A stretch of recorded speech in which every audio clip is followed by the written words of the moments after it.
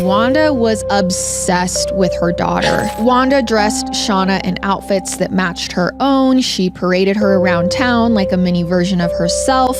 But Wanda couldn't provide the life that she wanted for her and her kids.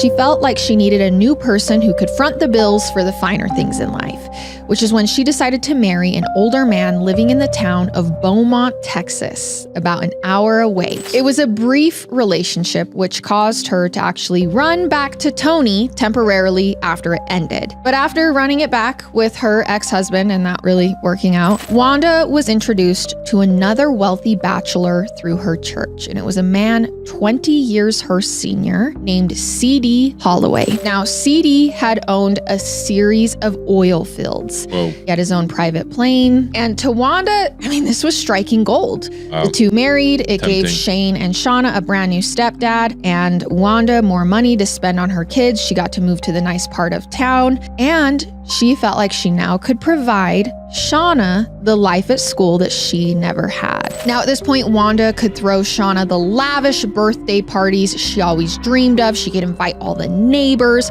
It was a surefire way to make sure Shauna was one of the most popular kids on the block. She also bought her expensive clothes. She got her dance lessons, pretty much anything she asked for.